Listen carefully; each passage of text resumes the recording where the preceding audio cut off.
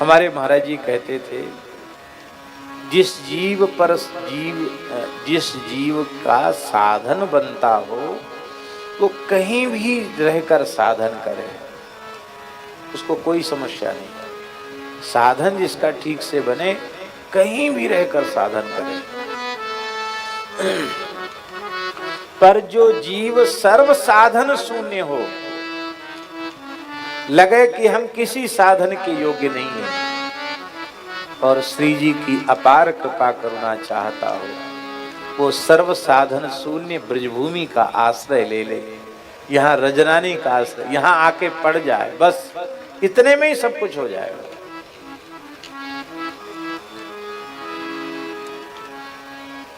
धाम में पड़ तो जाएगा, पर धाम के प्रति श्रद्धा, धाम के प्रति निष्ठा, धाम के प्रति प्रेम जब तक पुष्ट नहीं होगा, तब तक वहां रहकर भी अपराध बनेंगे। वहां का जो रस, जो लाभ हमें मिलना चाहिए, वो लाभ नहीं मिलेगा। तो धाम निष्ठा कैसे पुष्ट होगी? धाम निष्ठा पुष्ट होगी श्री प्रबोधानंद सरस्वती जी का ये जो दिव्य ग्रंथ है वृंदावन महिमामृत, इसके श्रवण से धाम निष्ठा पुष्ट होती है। और धाम निष्ठा पुष्ट होती है तो धाम में फिर प्रेम होगा, श्रद्धा होगी, भाव बनेगा, और फिर अपने आप सब साधन। धाम की उत्कृष्टता इसलिए सर्वोपरि संतों ने मानी है क्योंकि चार चीजें हैं, नाम, रूप, लीला और धाम, ये चार चीजें। इनमें अंतिम में धाम है। तो धाम की श्रेष्ठता इसलिए है कि धाम का आश्रय लेने पर तीन की प्राप्ति बड़ी सरलता से, बड़ी सहजता से हो जाती है। नाम की प्राप्ति, और कहीं तो नाम लेना पड़ेगा, यहाँ तो नाम प्रकट होता है।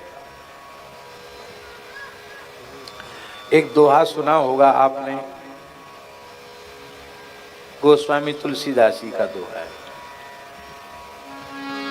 गोस्वामी जी राम नाम में अनन्य प्रेम रखने वाले नाम निष्ठ संत, तो निरंतर राम नाम जपना, राम नाम सुनना। और जब श्री सूरदास जी के आग्रह पे, नंददास जी के आग्रह पे जब तुलसीदास जी ब्रजभूमि में पधारे, तो वो ऐसी ऊंची कक्षा के संत के यहाँ के कण कण से राधा नाम उन्होंने सुना। यहाँ राम नाम उनको नहीं सुनाई पड़ा, उनके कान में नहीं पड़ा। तब उन्होंने कहा, राधा राधा रटत हैं,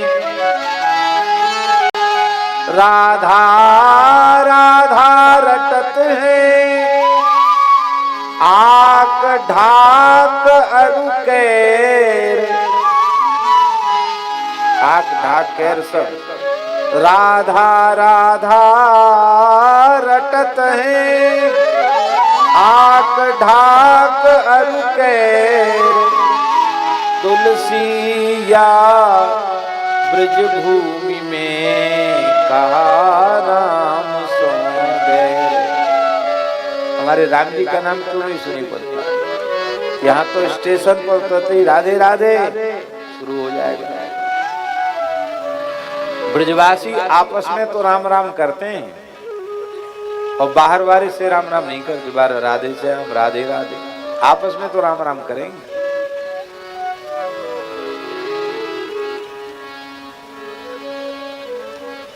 नाम की प्राप्ति मथुरा उतरते ही टेम्पू वाले, टैक्सी वाले, तांगा, अब तो तांगा नहीं चलते हैं, तो तांगा वाले पहले बहुत अल्लाह मचाते थे।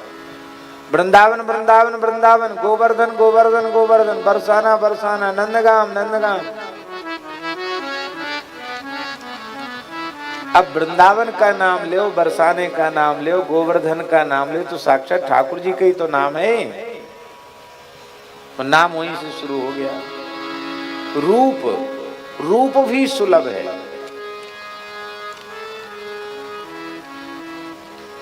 अब तो सावन आ गए, ये कोरोना ने सबको परेशान कर दिया। नहीं तो अब पता नहीं वृंदावन में लीला शुरू होगी नहीं भाई, होगी शुरू, रासलीलाएं शुरू हो गई हैं। हिताश्रम में तो रोज ही होती है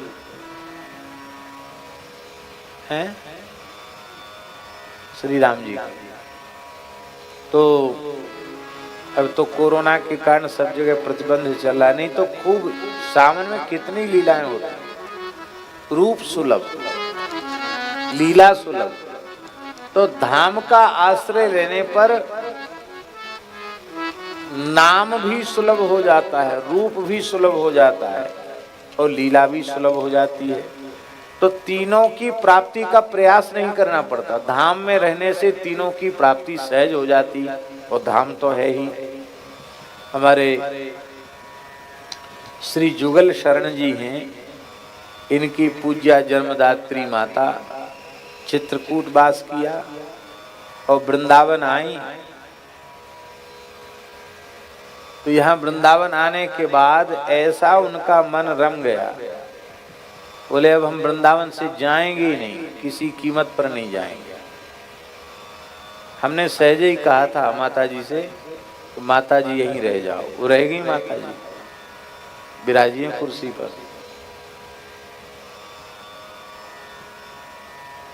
वृंदावन है ही ऐसा।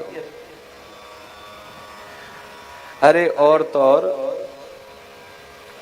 कालिया नाग वृंदावन आया तो वृंदावन छोड़ के जाने का मन नहीं था उसका। ठाकुर ने कहा चले जाओ भैया, जमुना जी प्रदूषित कर दी तुमने, भगो यहाँ से।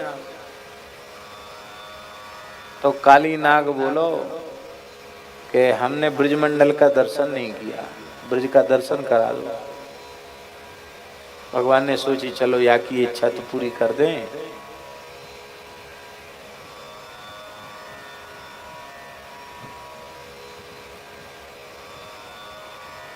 तो 84 कोस ब्रज की यात्रा कालिया नाग ने करी। ठाकुर जी बोले हम तेरे पीछे पीछे चलेंगे, हम तेरे संग 84 की परिक्रमा चलेंगे। पर एक बात है, मेरे नूपुरन की ध्वन सुन तो रही हो, मुड़ के मोमाऊ मत देखियो, नहीं तो पत्थर को है जाएगा। ये ब्रज की कथा है, इसी पुस्तक में नहीं पढ़ी हमने। हमारे वृंदावन के पास जैंत गांव है, जैंत में कालिया नाग की मूर्ति है। तो वहां सुनाते ब्रजवासी, कहते कालिया नाग ने कही हमें ब्रजमंडल के दर्शन करने, तो कर ले लाला भैया दर्शन कर ले, आपके संग तेरे संग हमू चलेंगे। चलो पर हमारे तरफ देखना मत मुड़ के, क्यों? देखोगे तो पत्थर को हो जाएगा। तो कहते जैसी जैंत गांव में कालिया आयो, पूरी परिक्रमा है गई। बोले अब तो वृंदावन आई गई, वृंदावन से शुरू करी तो एक बार ठाकुर जी की छवि तो निहार लें, चलते भय कैसे लगे। तो जैसे मुड़ के कालिया ने देखो सोई पत्थर को है। तो बोले वो कालिया नाग कहीं गया नहीं, पत्थर के रूप में अभी नाग के रूप में मूर्ति है नाग की, काली नाग। दुष्ट से दुष्ट भी जीव ब्रज में आ जाए तो ब्रज छोड़ के नहीं जाना चाहता है, ऐसा। बोलो भक्तवत्सल भगवान की जय। ऐसी ब्रज की बड़ी भारी महिमा है जो श्री प्रबोधानंद जी कह रहे हैं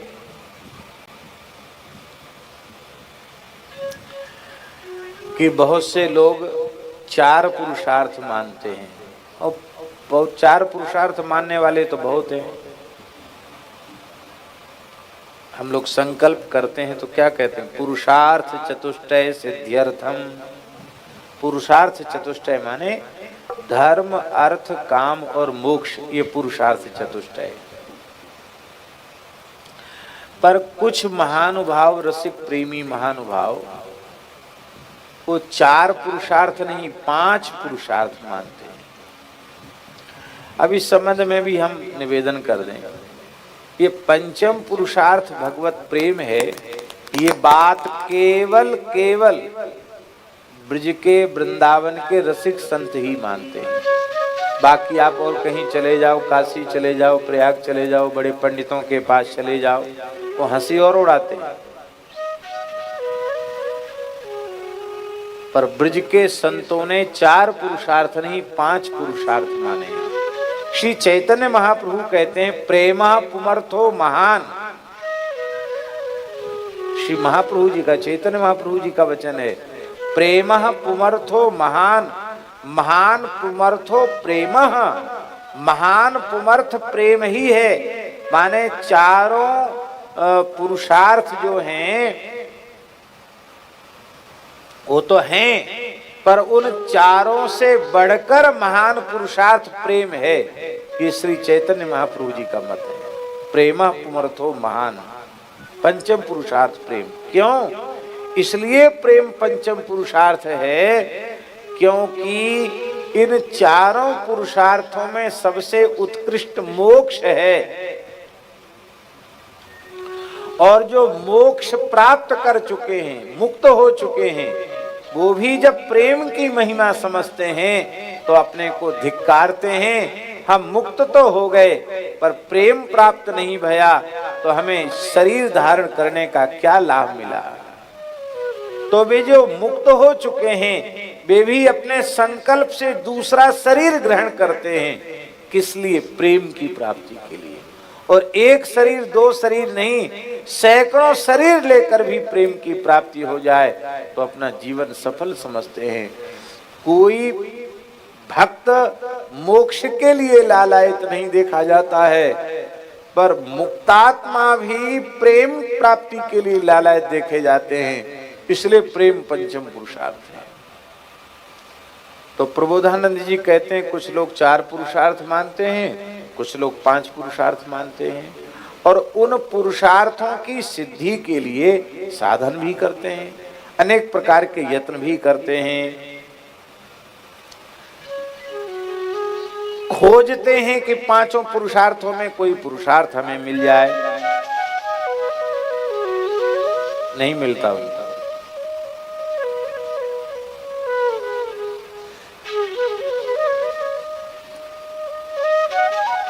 क्यों नहीं मिलता? बोले इसलिए नहीं मिलता कि पहले तो पुरुषार्थों के रहस्य को ही नहीं समझते हैं। हम लोगों की मान्यता क्या है? सर्वसामान्य की मान्यता, हम धर्म रूपी पुरुषार्थ का फल क्या मानते हैं?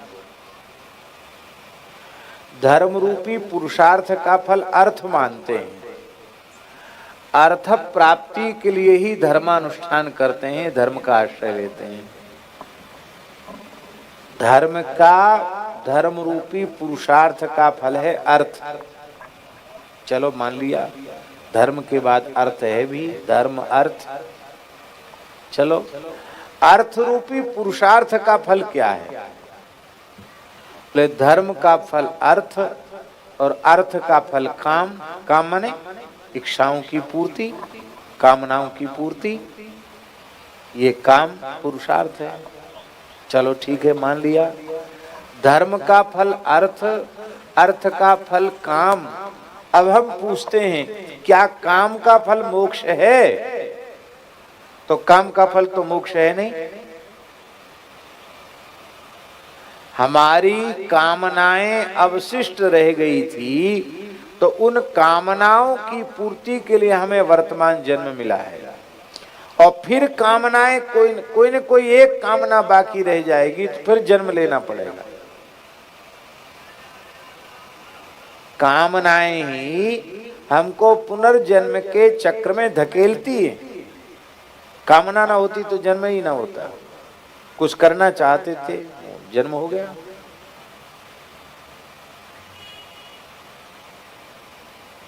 बहुत से लोगों का ये मत भी होता है कि कोई काम बाकी नहीं छोड़ना चाहिए, सब काम कर लेने चाहिए। ये मूर्खता है, महामूर्खता है। ये दुनिया में आज तक कोई ऐसा पैदा नहीं हुआ जिसकी सब कामनाएं पूरी भई है। हुआ कोई ऐसा पैदा? कामना शून्य होना यही कामना पूर्ति का उपाय है। कामनाओं की पूर्ति का साधन नहीं, वो तो कामनाओं की पूर्ति और अधिक कामनाएं बढ़ती चली जाती है। कामनाओं के जाल में व्यक्ति उलझ जाता है, और कहीं कामना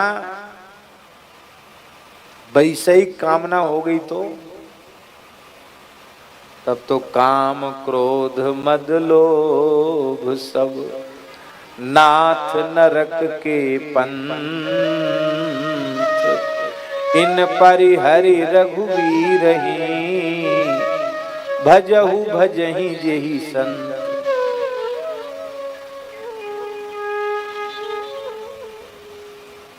ये वैषयिक जो काम है उसके लिए तो संतों ने सावधान किया है। संत मलुकदास जी कहते हैं,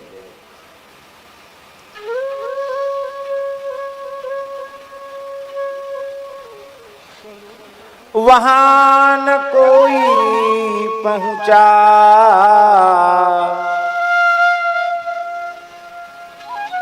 बहुत प्यारी साखी, वहां न कोई पहुंचा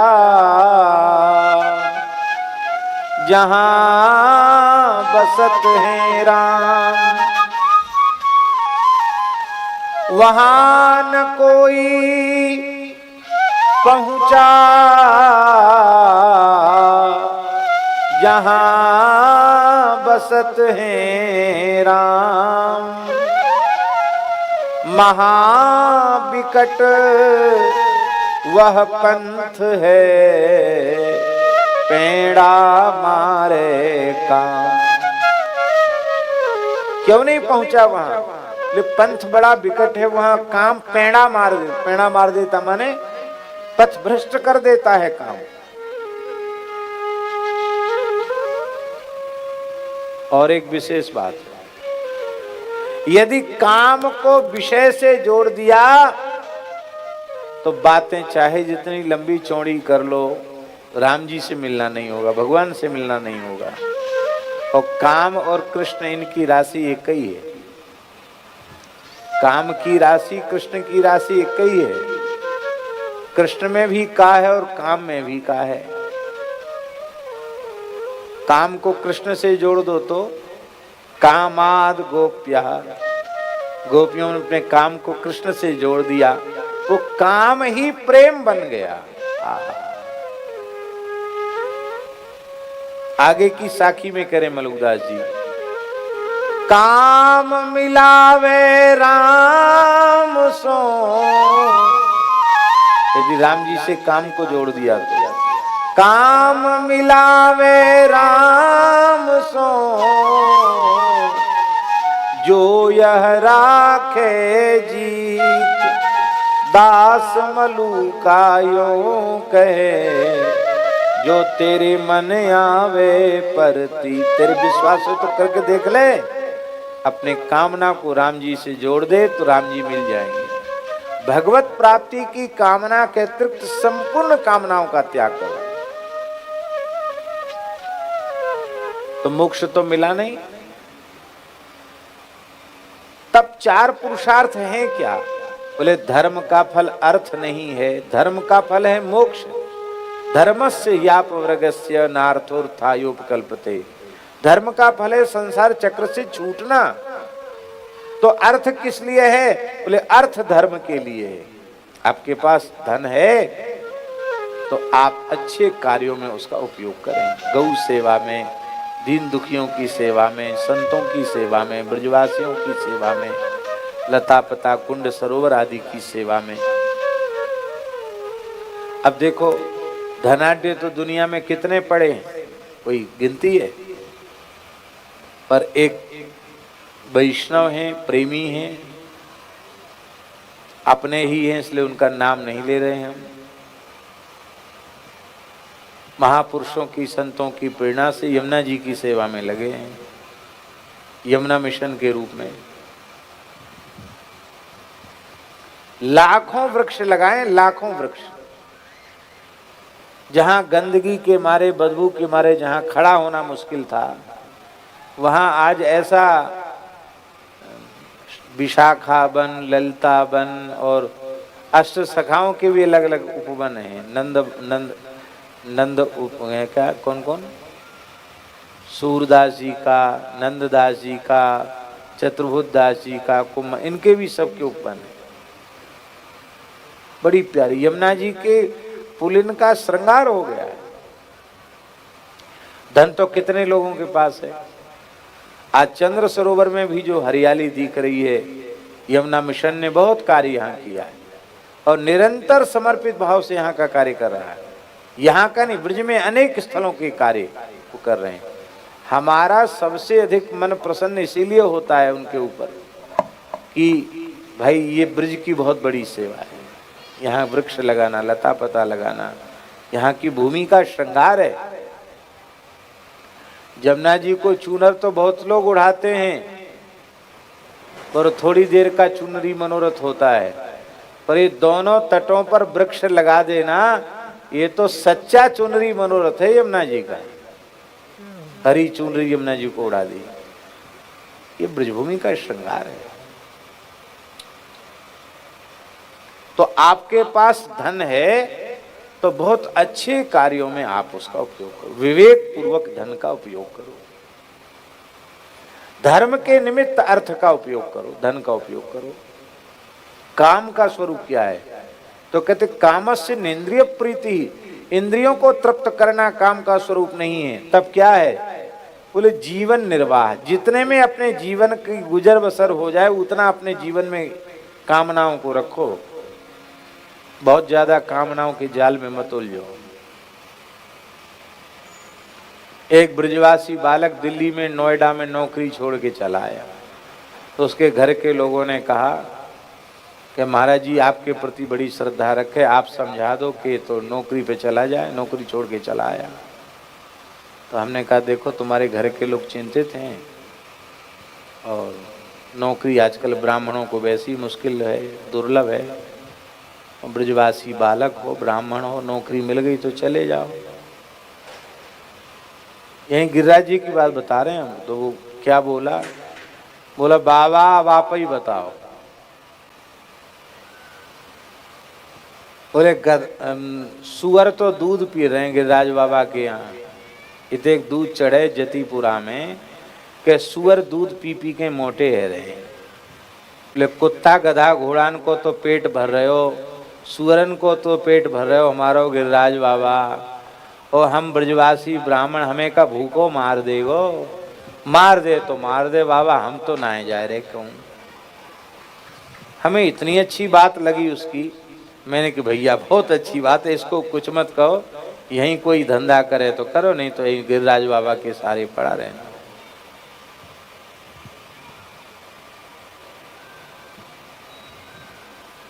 बहुत संतोषी जीव। कामनाएं ही हमको धाम से विमुख करती है, कामनाएं ही हमको सबसे विमुख कहती है। विमुख करे गुरु इष्टते उपजावे संताप। धन की कामना विमुख करे गुरु इष्टते, गुरु से विमुख कर देती, इष्ट से विमुख कर देती। उपजावे संताप, पाप उत्पन्न, कष्ट पैदा कर देती। बड़े से बड़े अमीर भी मरेंगे, मरते ही हैं, और गरीब से गरीब को भी मरना तो पड़ेगा, बिना मरे तो कोई रहेगा नहीं। तो किस लिए परेशान होना भाई। अपनी वृत्ति को इधर उधर नहीं भटकाना, यहां पड़े हो तो पड़े रहो।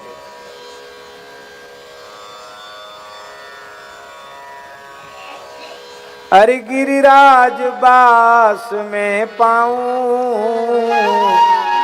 ब्रज तज बैकुंठ न जाऊं। इतना ही बहुत है। यहाँ के ब्रजवासी तो यही कहते हैं, गिरिराज बास में पाऊं,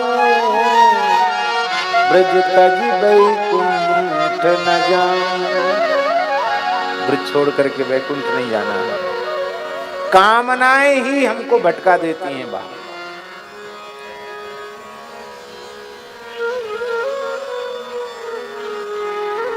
इसलिए कामस्य निंद्रिय प्रीति, जितने में निर्वाह हो जाए ये काम का स्वरूप है।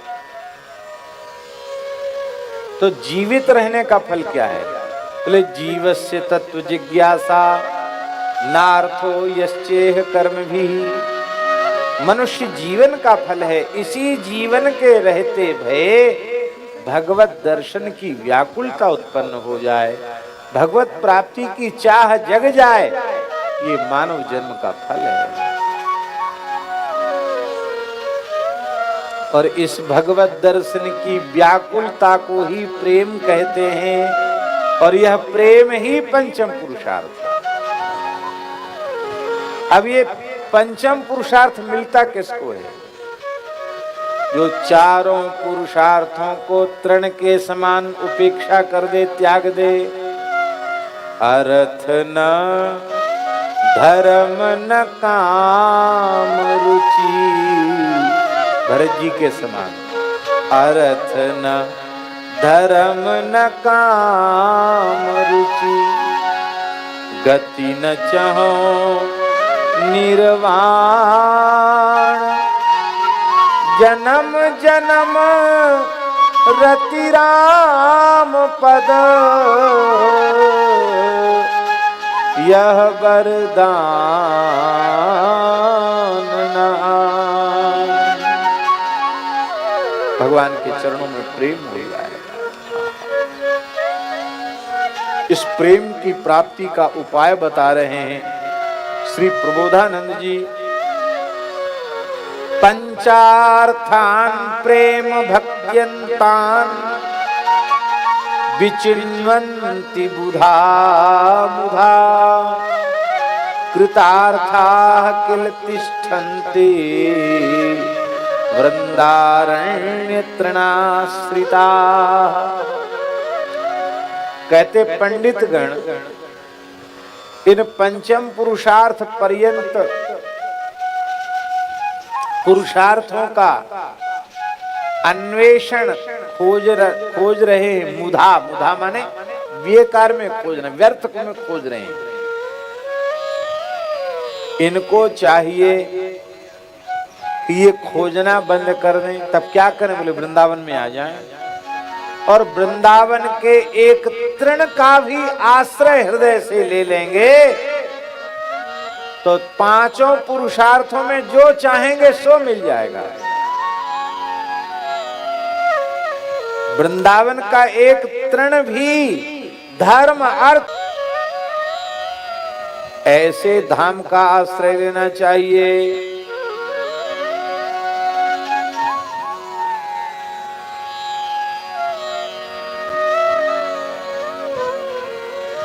क्या करना चाहिए? मनुष्य जन्म का फल क्या है? श्री प्रबोधानंद जी कह रहे हैं जीवन्नेव मृत प्रायो देहादौ निरहं मम, कदा प्रेम रसस्यन्दे विन्दे वृंदावने स्थिति। प्रत्येक जीवित को, प्रत्येक मनुष्य को, प्रत्येक शरीरधारी को यह इच्छा करनी चाहिए। कौन सी इच्छा? बोले यह इच्छा करनी चाहिए कि ऐसा भाग्यशाली क्षण हमारे जीवन में कब उदित होगा जब सर्वथा अहंता और ममता से शून्य होकर के हम अखंड वृंदावन का वास करेंगे, ब्रजभूमि में वास करेंगे। ऐसा जीवन का सौभाग्य कब उदित हो जाएगा? ये निरंतर अभिलाषा हमें करनी है। जय जय श्री राधे।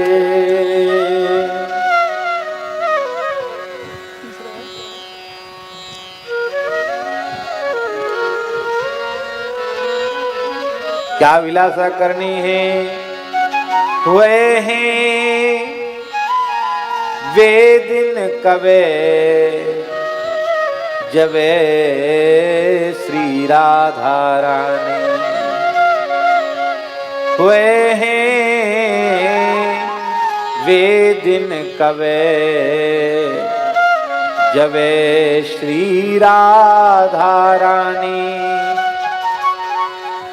गनि आपनो गुलाम, गनि आपनो गुलाम, नेह सो धरि सिर पानी। अपना गुलाम अपना सेवक मानकर अपना करकमल मस्तक पर पधरा देगी। गनि आपनो गुलाम, नेह सो धरि सिर पानी। अपनी रुचि अनुकूल सदा सकल आचरण बनावे, श्याम सहित निज चरणन की सेवा करवावे, श्याम सहित निज चरणन की सेवा करवावे। वह बेदिन कवे, जबे श्री राधा रानी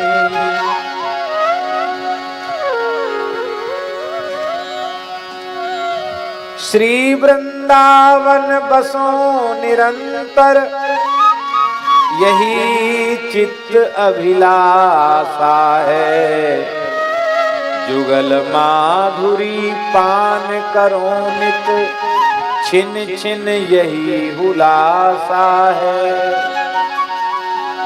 सदा वसंत जहां नव पल्लव, एक रस बारों मासा है। ललित माधुरी ललित त्रिभंगी, ललित ही रास विलासा है।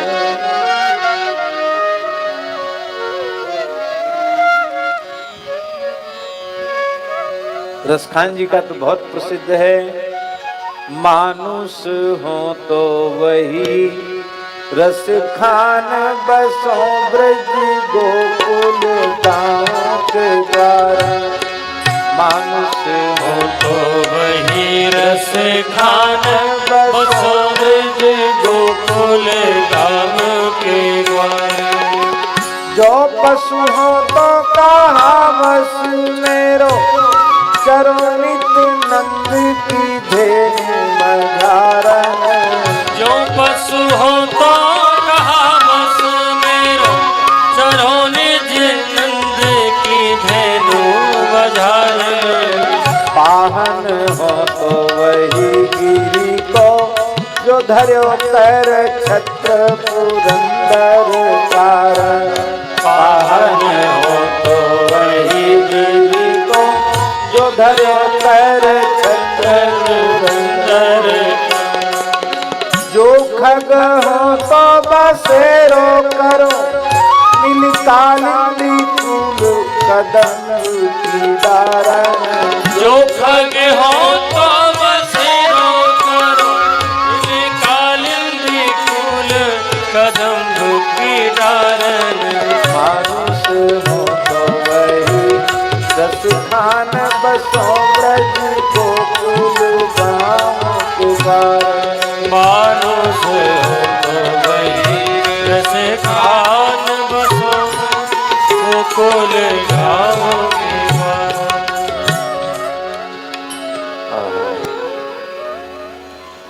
इस प्रकार से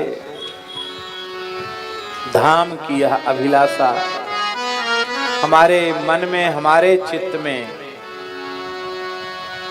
सदा बनी रहनी चाहिए। यही कह रहे हैं, जीवन नेव मृत प्राय, जीवन नेव मृत प्राय। जीते जी मर जाएंगे। कब ऐसा होगा? जब हम वृंदावन में जीते जी मर जाएंगे।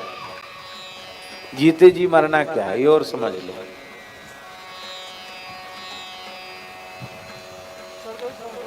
जब तक मरोगे नहीं, तब तक अपमान और सम्मान के भाव पीछा नहीं छोड़ेंगे। मरना क्या है? देहाध्यास की निवृत्ति। देहाध्यास की निवृत्ति ही मरना है। जीते जी मर जाओ। देह भाव नष्ट हो जाएगा तो कोई कितना भी सम्मान करे उसका कोई देह का ही तो सम्मान होता है। अपमान करे तो जड़ भरत जी ने यही तो कहा रघुगण से कि तुम कहते हो कि हम चिकित्सा करें, क्या चिकित्सा करोगे भाई, हमारा क्या इलाज करोगे? अरे कोई क्रुद्ध होकर धरती को डंडा से पीटने लगे तो डंडा टूट जाएगा, हाथ में छाले पड़ जाएंगे, धरती का क्या बिगड़ेगा? ये तो मिट्टी है, इसके न सम्मान की महिमा न अपमान की महिमा। क्या है? हमारी जो इच्छा उसको करो, हमारे स्वरूप में अंतर पड़ने वाला है। जब तक जीते जी मरेगा नहीं तब तक यहाँ का रस मिलेगा नहीं। इसलिए अहम मम से शून्य होकर ब्रजवास, निरंतर ब्रजवास। ऐसा कब हमारे जीवन में होगा? बोलो भक्तवत्सल भगवान की जय। इसलिए किते दिन बिन वृंदावन खोए, किते दिन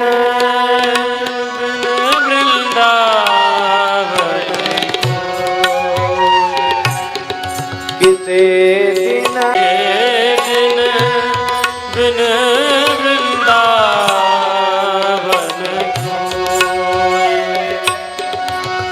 यों ही वृथा गए अवलो, यों ही वृथा गए अवलो, राजस संग समोए।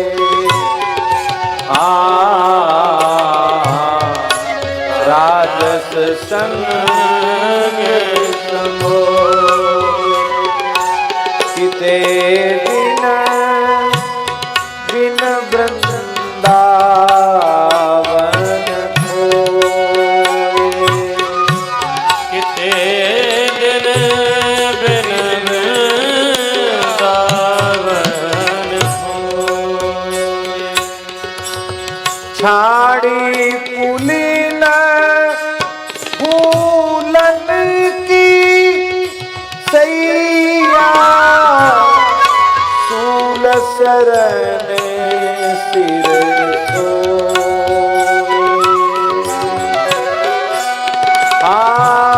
छाड़ी पुलिन फूलन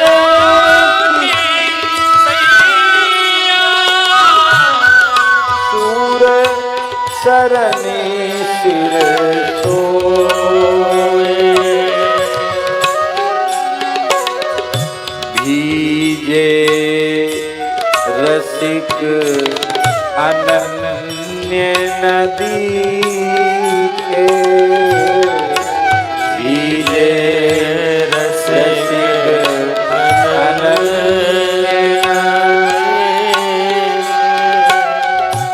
विमुखन के मुख जोए, विमुखन के मुख जोए।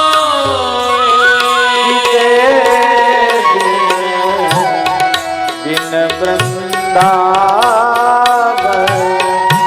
होए, किते दिन वृंदावन खोए।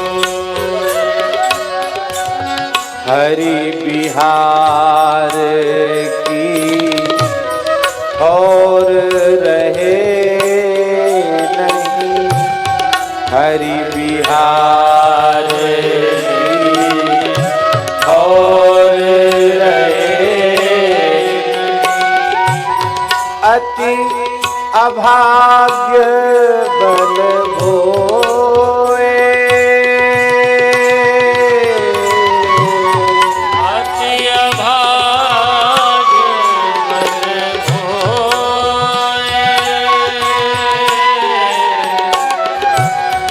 कलह सराय बसाय भट्यारी सराय भट्यारी माया राण विभोए माया राण विभोए किते दिन बिन वृंदावन होए किते दिन बिन वृंदावन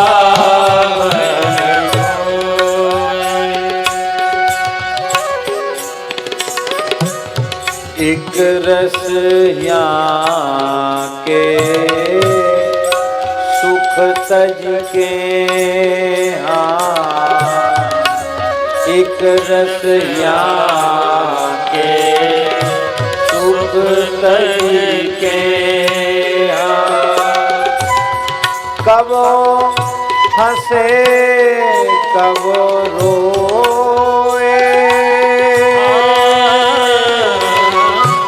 कबो हंसे कबो रोए कियो न अपनो काज पराए कियो न अपनो काज पराए भार शीस पर धोए पराए भार से बिन वृंदावन खोए पायो नहीं आनंद लेस में पायो नहीं आनंद लेस में। ये श्री नागरीदास जी तो कह रहे हैं, पर ये दास का भी अनुभव है। जाने कहां कहां तक भटके, कहां कहां तक गए, लेकिन पायो नहीं आनंद लेस में। पायो नहीं आनंद लेस में। सवे देश तक टोए सबे देश तक टोए नागरी दास बसे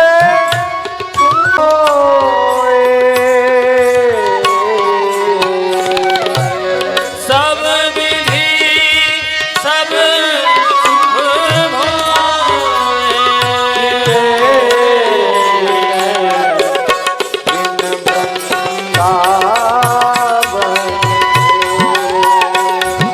किते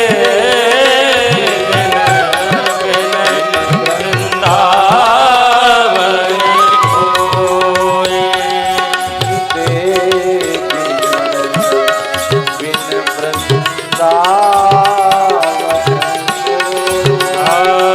किते बिन वृंदावन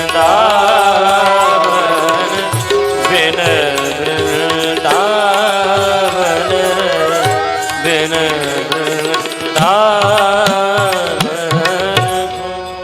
हे नाथ, जीवित ही मरे हुए के समान अपने अहम मम भाव को त्याग करके कब हम ब्रजरज का अखंड आश्रय लेंगे, ब्रजभूमि का आश्रय लेंगे। भैया हम कब होंगे ब्रजवासी, कब यहाँ रहेंगे। ब्रजवासियों, एक आप सबन के चरण में बार बार प्रणाम पूर्वक निवेदन है, ये निवेदन है कि बाहर जो कहाँ कहाँ पैदा हुए वो तो यहाँ का रस ले रहे हैं, और यहाँ पैदा होने के बाद भी यहाँ के रस को अनुभव नहीं कर पा रहे। भटकत फिरत गौड़ गुजरात, हरिराम व्यास जी ने लिखा, भटकत फिरत, पैदा यहाँ हुए और भटकत फिरत गौड़ गुजरात।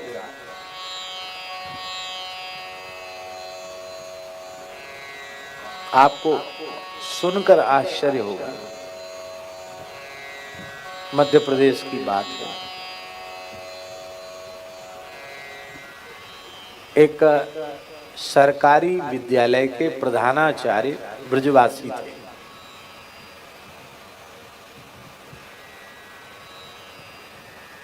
प्रधानाचार्य वो ब्रजवासी थे, नौकरी लग जाते हैं, दूसरे प्रांत में नौकरी लग जाती। केंद्रीय विद्यालय था तो केंद्रीय विद्यालय वालों को सर्विस लग जाती।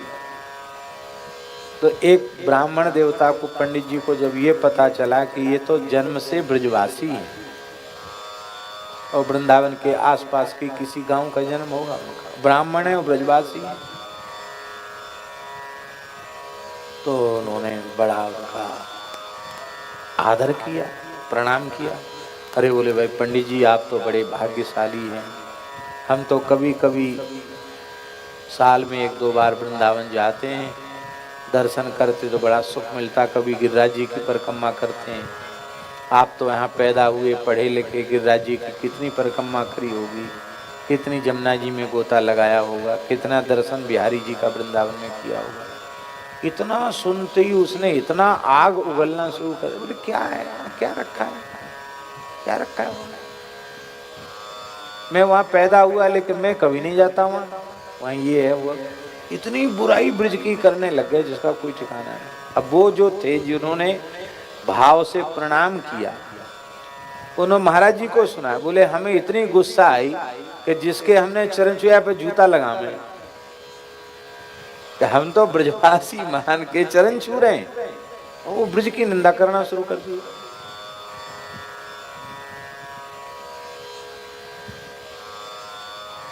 ये क्या था? ये था बाहरी शिक्षा का प्रभाव। नवोदय विद्यालय होते ना, नवोदय विद्यालय, केंद्रीय विद्यालय, तो बाहर पढ़े, बाहर की शिक्षा भाई, यहाँ पैदा होने पर भी यहाँ का भाव नहीं मिल पाया। बाहर के लोग आकर ब्रज में बस रहे हैं और ब्रज के लोग बाहर बस रहे हैं। भैया गरीबी में गुजारा करो, पर यहीं बड़ी कृपा करिए श्री जी ने, हम लोग तरसते रह गए, आपको ब्रजरज में जन्म मिला। सर्वोपरि कृपा तो ठाकुर जी श्री जी की हो गई, अब उस कृपा का हम आदर करें। रूखी सूखी खाए के जी लें और क्या है, और बाहर की चूपरी नहीं चाहिए, यहाँ की रूखी सूखी बहुत अच्छी है। हम वहाँ गए, क्या नाम से, पहली बार जब सांदीपनी में श्री रमेश भाई ओझा जी के आश्रम में, तो महाराज जी ने हमारे पूछी, भक्तमाली जी ने, कहो पंडित जी कहाँ कहाँ घूम आए, क्या देखा, सब पूछते थे महाराज जी। तो हमने बहुत विस्तार करके सुनाया कि महाराज जी 100 एकड़ में आश्रम है, ऐसा है वैसा है, बड़ा सुंदर प्रकृति की शोभा है, समुद्र है, यूं है, बहुत सुंदर बनाया है, बड़ी सुंदर गौशाला है। और कहते कहते हमने कहा क्या छोटी सी जगह में इतना बड़ा होना चाहिए। महाराज जी बोले पंडित जी ये प्रेरणा लेके आए, ये ठीक नहीं। बोले मणियों से जड़ा हुआ बाहर का इंद्र का भवन भी वृंदावन की झोपड़ी की बराबरी नहीं कर सकता। महाराज जी के शब्द हैं। इंद्र का भवन जो हीरा मणियों से जड़ा हुआ है वो वृंदावन की पर्णकुटी झोपड़ी की बराबरी नहीं कर सकता। हम यहाँ एक पल रहने लायक नहीं हैं। ठाकुर जी श्री जी ने कृपा करके जितनी जगह दी है, जो आश्रय दिया है, प्रेम से बास करो। बड़े छोटे का भाव मत रखो कि छोटी जगह है कि बड़ी जगह है। अरे जगह तो मिली भैया।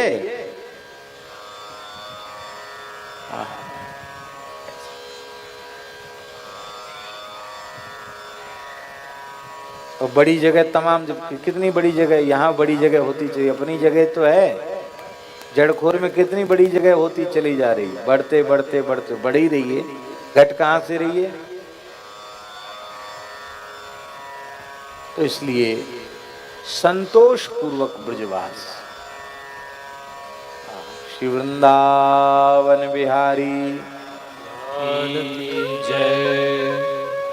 25 श्लोक हुए हैं। गोपाल जी आप याद रखना, पंचम शतक के